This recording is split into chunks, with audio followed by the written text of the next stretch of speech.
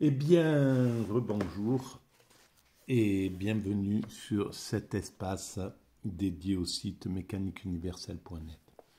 Alors, ce site essaie de démontrer que l'humanité évolue vers son ultime perfection. C'est donc une vision dialectique. La dialectique, c'est une vision, c'est une façon progressive de réfléchir ou de penser les choses ou de voir les choses. Donc, il y a une progression, selon moi, de l'humanité entre le moment où nous étions des primates naturels et aujourd'hui, nous avons parcouru un chemin.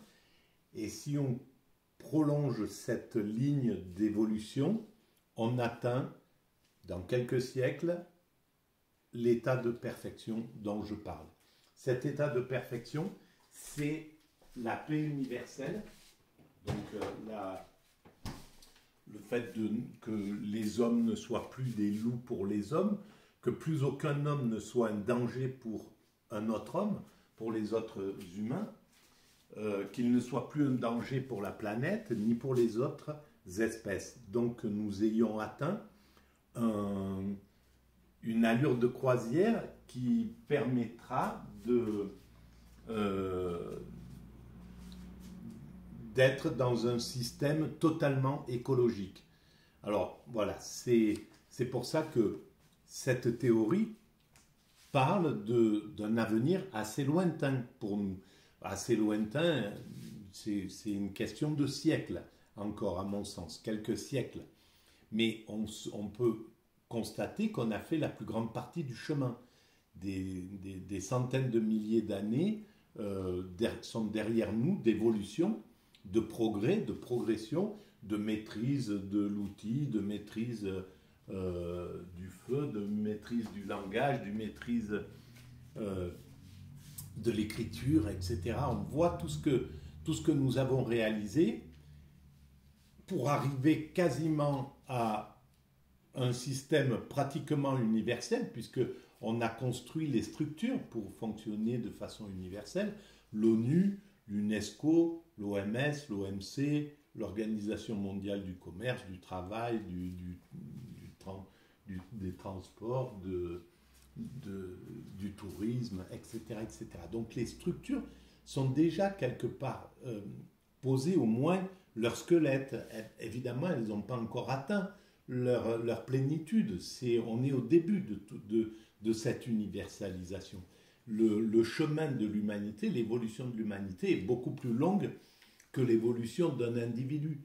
Alors évidemment, pour nous, ça paraît très long que l'ONU prenne tout ce temps pour se purifier, entre guillemets, pour devenir vraiment universelle, vraiment bienveillante, vraiment, etc. Ça fait déjà presque un siècle, pas tout à fait, mais ça fait déjà un bon moment qu'elle est en place et pourtant, voilà, on a laissé encore des systèmes la squatter, l'abuser avec des fioles, avec, voilà, on laisse encore, l'humain est encore, maltraite encore ces choses-là. Mais parce que c'est le temps d'évolution de l'humanité n'est pas du tout le même que le temps d'évolution de l'individu.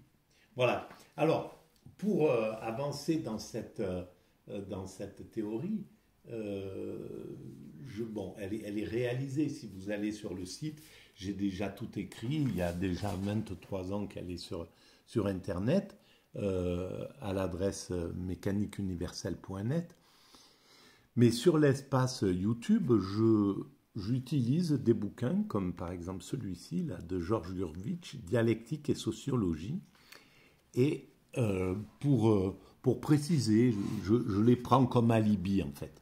Et là, par exemple, donc, dans la dialectique, nous avons vu la dialectique selon Platon, puis selon Plotin, puis selon la mystique négative de Damassus et de Denis l'Aréopagite. Et là, nous arrivons à la dialectique de la négation radicale de la dialectique chez Kant. Alors, malheureusement, j'ai picoré un peu sur ce petit sous-chapitre là, mais je dois dire que je ne comprends pas grand-chose. parce que les termes sont trop techniques. Voilà, c'est vraiment compliqué pour arriver à comprendre quelque chose. Il y a trop de mots que je ne comprends pas, etc. Et donc, la seule chose qu'on peut dire, c'est que à un certain moment, il dit comme ça,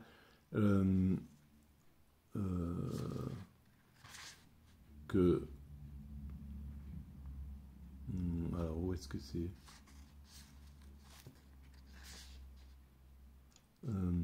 donc, alors, si bien que la proclamation de la primauté de la raison pratique sur la raison théorique et le passage des principes régulateurs au postulat ne peuvent être interprétés autrement que comme une reconnaissance du malaise provoqué par l'usage exclusif de l'entendement purement discursif. Au fond, Kant prouve le contraire de ce qu'il se proposait de prouver.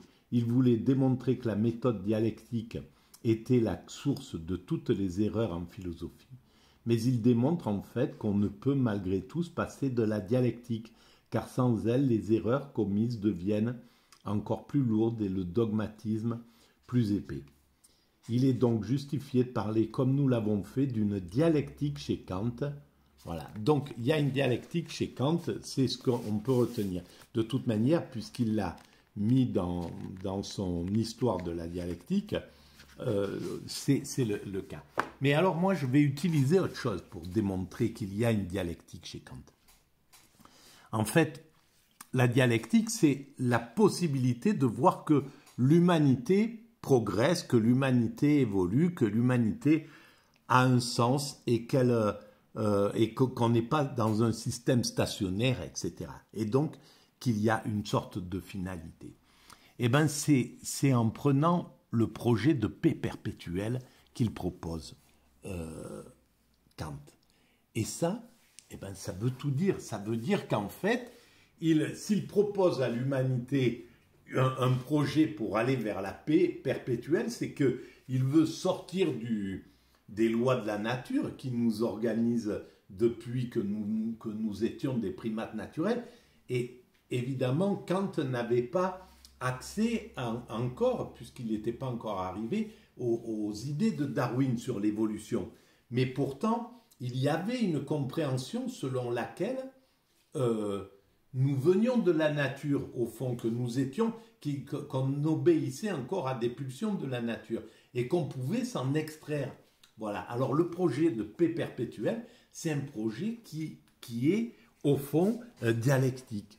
Et alors, je vais le lire sur Internet. C'est là où je l'ai trouvé, cette idée. Donc, vers la paix perpétuelle, sur Wikipédia. Vers la paix perpétuelle. Titre original, Zum ewigen Frieden, en Philosophisch Entführt, est un essai philosophique d'Emmanuel Kant publié en 1795. Reprenant une idée de Charles-Irénée Castel de Saint-Pierre, c'est là où la France a quand même voilà, il y a quand même une tradition incroyable de philosophie positiviste, on pourrait dire, dont était paru en 1713 le projet de paix perpétuelle. Kant y formule un certain nombre de principes destinés à créer les conditions d'une paix perpétuelle, par opposition à une simple cessation des hostilités provisoire qui est la seule forme de paix possible tant que l'état de nature continue de régner entre les États. Tant qu'on est dans l'état de nature, c'était la cessation des hostilités qui se passaient. On le voit bien, c'est exactement ce qui se passe. Voilà, par exemple, avec ce que nous sommes en train de vivre en Ukraine. La haine envers la Russie, c'est qui était d'abord la haine envers le communisme, puis la haine envers l'URSS, puis enfin qui se transmet, qui devient la haine envers la Russie. Voilà, on voit bien qu'on était, même si on a englobé la Russie dans la grande aventure de la mondialisation depuis les années 80, le ressentiment était toujours là. Donc on était dans un état de cessation des hostilités qui reprennent, voilà, parce que le fond n'est pas travaillé, n'est pas réglé. Et le fond, eh ben, il faut élever la conscience à la possibilité de la paix perpétuelle pour qu'on puisse y accéder. Bien sûr que si on dit c'est impossible, l'homme sera toujours un loup pour l'homme, l'homme sera toujours, ça sera toujours la guerre, évidemment qu'on ne peut rien faire. Et donc on perpétue les choses. Ça n'intéresse, ce type de principe, de point de vue, n'est valable que pour la perversion narcissique, parce qu'elle trouve de quoi justifier sa propre conduite. Puisqu'on est toujours des loups pour l'homme, il n'y a pas de raison que je n'abuse pas. Si ce n'est pas moi qui l'abuse, quelqu'un d'autre l'abusera. Voilà comment se justifie la perversion narcissique. Donc, vers la paix perpétuelle, il constitue les prémices de la théorie de la paix démocratique et du courant idéaliste en théorie des relations internationales. Voilà, ce travail de Kant, et puis qui venait de Charles-Irénée Castel de Saint-Pierre à l'origine, et peut-être avant, on le retrouve dans la spiritualité, très certainement, l'idée d'aimer son prochain dans le christianisme, la fraternité dans le judaïsme, etc., etc. C'est dans l'ADN de l'humanité qu'il y ait une partie de la population qui soit idéaliste, utopique et qui veuille amener la paix, pendant que d'autres, une autre petite partie, c'est pas celle qui gagne, c'est le bien. Mais une autre partie va dire non, de toute manière, l'homme ça sera toujours un loup pour l'homme, c'est comme ça, il faut s'adapter à ça, il faut juste voilà, faut profiter de ce mécanisme-là pour pas être l'esclave. Il faut, voilà, c'est la philosophie. Ce problème-là, on le retrouve d'ailleurs chez les Grecs, avec les sophistes qui essaient d'expliquer aux jeunes comment abuser l'autre, comment ne pas se faire avoir, comment être le vainqueur, quoi, comment être celui qui abuse et pas celui qui est abusé. Et en face, on a un Socrate qui dit non, ça c'est pas bon, c'est pas moral, c'est pas comme ça c'est pas ce qu'on doit préconiser à l'humanité. Et donc qui amène l'idée d'une morale, d'une éthique, etc. humaine. Et qu'est-ce qu'a choisi l'humanité? Pas les sophistes. On n'étudie pas les sophistes, c'est pas les sophistes qui ont pris le pouvoir dans la philosophie, c'est Socrate, c'est Platon, Socrate, etc. C'est la morale, c'est l'idée de morale. Donc l'humanité, elle est sur le principe moral. C'est ça qui l'anime, c'est cette chose-là qu'on fait évoluer. Et les 30 années qu'on vient de passer, le néolibéralisme, c'est un système sophiste. C'est un système qui dit, voilà, que le meilleur gagne, il faut être impitoyable, voilà, c'est les winners. C'est le principe des Bernard Tapie, des Berlusconi, de tout ce qui ont fait cette idéologie que nous supportons, que nous vivons, que l'oligarchie a injecté dans l'humanité depuis que le néolibéralisme, que le libéralisme est devenu tout puissant, depuis les années 80. Voilà. Et donc on est dans cette chose-là. Alors, je continue. Résumé de l'œuvre. Dans cet ouvrage, Kant propose un programme en 2 parties pour établir la paix entre les hommes. La première partie, les articles préliminaires, comprennent 6 mesures. Les conditions préliminaires à toute paix perpétuelle, qui devraient être adoptées au plus vite.